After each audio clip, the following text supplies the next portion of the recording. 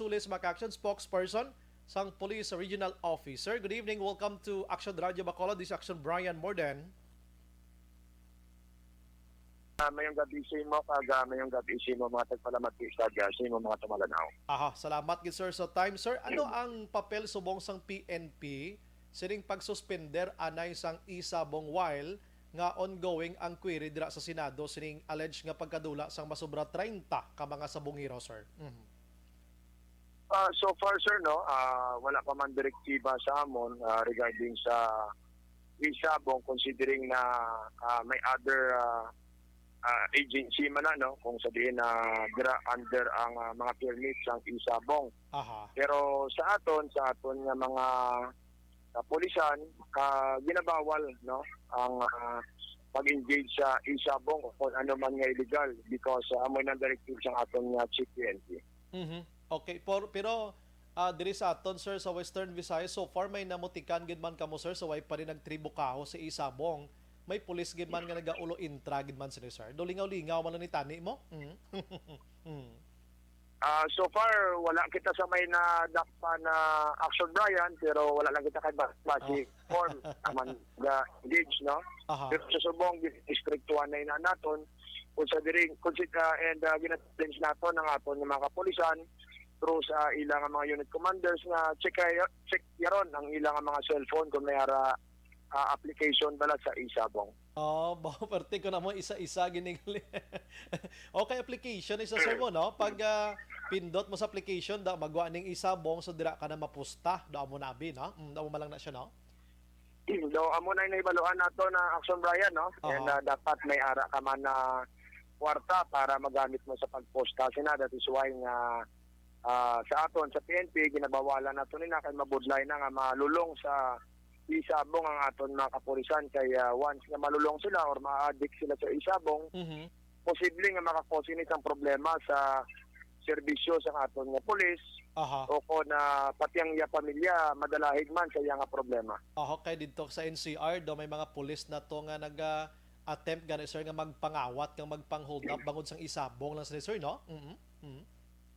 Correct na Action Brian no. That's why nga wala naton ginatolerate kaya hindi kita gusto.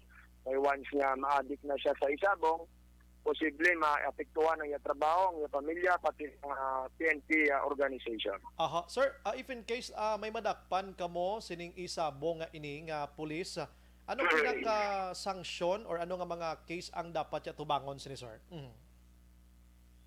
Siyempre, magpangatubangin na siya sa administrative case, pero magadepende na no, kung kuhaan natin siya sa ebidensya. Pero once na may information kita or madakpan, sigurado pag-imbestigahan na siya and depende sa ebidensya nga ito nakuha kung anong admin case ang iya pagatubangon.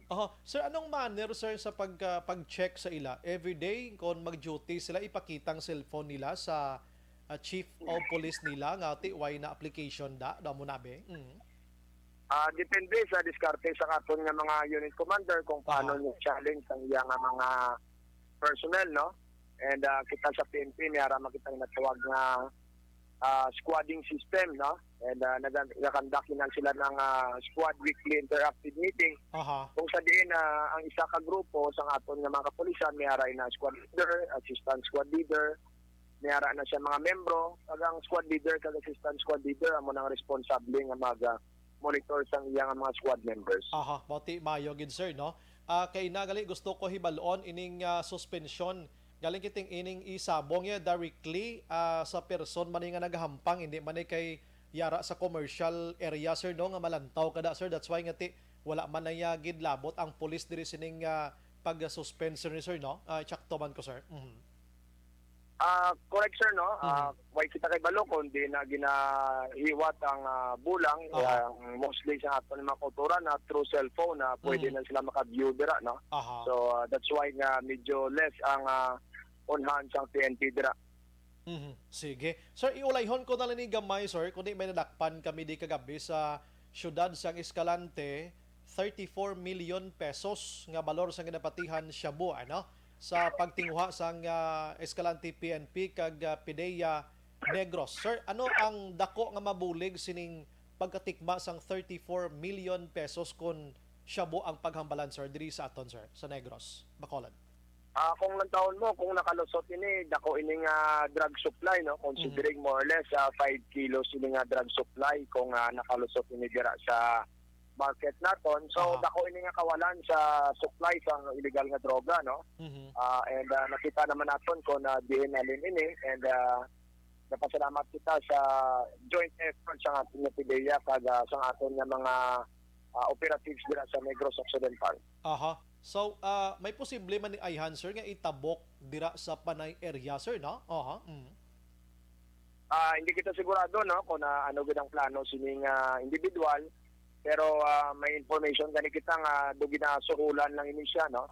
Nga siya ang nagakuha dito sa iyang source, then siya ang magdala sa kung din niya i-deliver ang ina nga mga suspected Shabu. Amo na galing, sir, kiti ginsuhulan ka lang, ginayo ka lang, pero siya gini mamukmukan tanan sang kaso nga ini maliman tayo sa tagiya, sir, no?